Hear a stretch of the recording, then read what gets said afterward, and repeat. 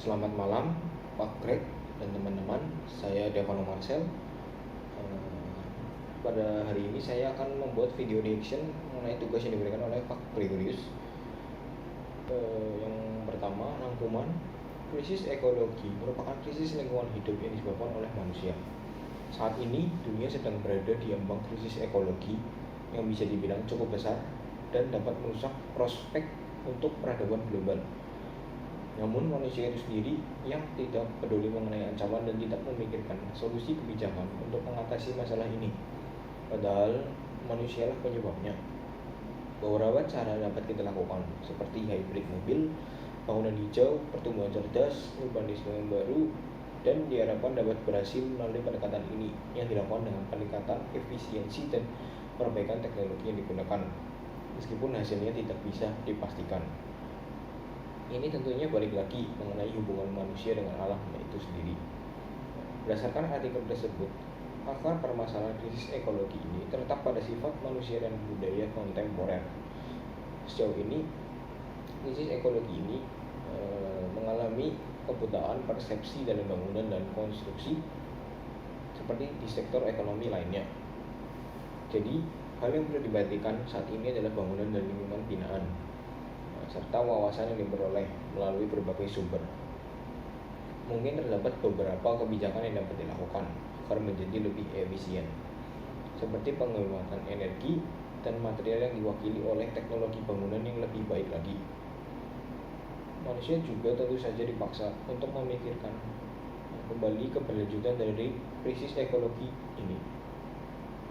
Ini mungkin terlihat mudah, namun tidak sesederhana kelihatannya. Pengurangan dunia industri dalam konsumsi, pengurangan energi, dan kerusakan lingkungan tanggal merupakan beberapa hal yang tentunya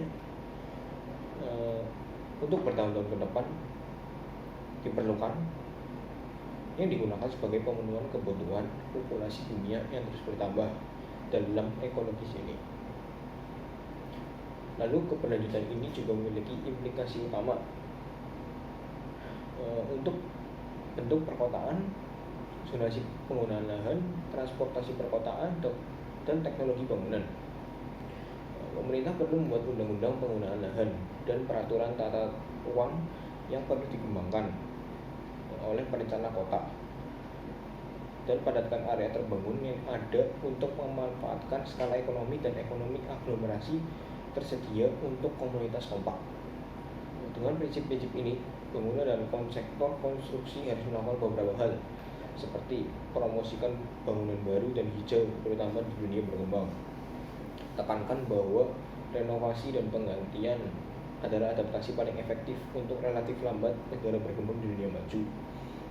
Ketahuilah bahwa bahkan untuk tetap di tempat pada treadmill keberlanjutan energi dan material konservasi di dunia pertama harus dikurangi, cukup untuk mengkompensasi peningkatan konsumsi di dunia ketiga.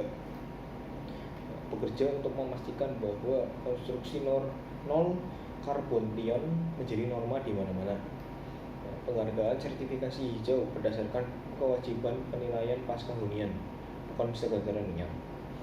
Mengakui bahwa LEED dan menyukai bangunan hijau protokol mungkin merupakan langkah pertama yang diperlukan, tetapi jauh dari yang diperlukan dan yang mungkin. Mengakui bahwa sektor swasta dan kekuatan pasar saja tidak mungkin untuk mencapai sosial yang diperlukan atau bahkan transformasi sektoral. Gunakan komunikasi yang jelas dari sektor swasta, keterampilan dan ketajaman iklan untuk membantu membangun narasi sosial yang dibutuhkan untuk keberlanjutan.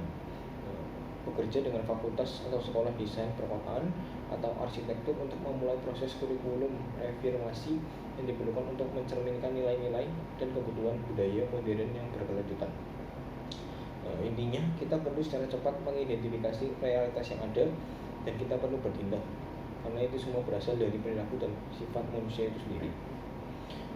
Lalu kutipan dalam Alkitab mengenai tanggapan krisis ekologi yang ada terdapat pada Mazmur 104 yang berisi kebesaran Tuhan dalam segala ciptaannya. Semua ciptaan adalah sesuatu yang berharga dan mencerminkan keagungan Allah. dari ini, krisis ekologi berasal dari perilaku dan sifat manusia itu sendiri, yang akhirnya dapat dikatakan bahwa manusialah yang merusak terhadap karya Allah tersebut. Karena seperti yang dijelaskan di atas bahwa lingkungan hidup juga termasuk ciptaan Allah yang berharga. Sekian video reaction saya. Mohon maaf jika ada salah kata. Terima kasih.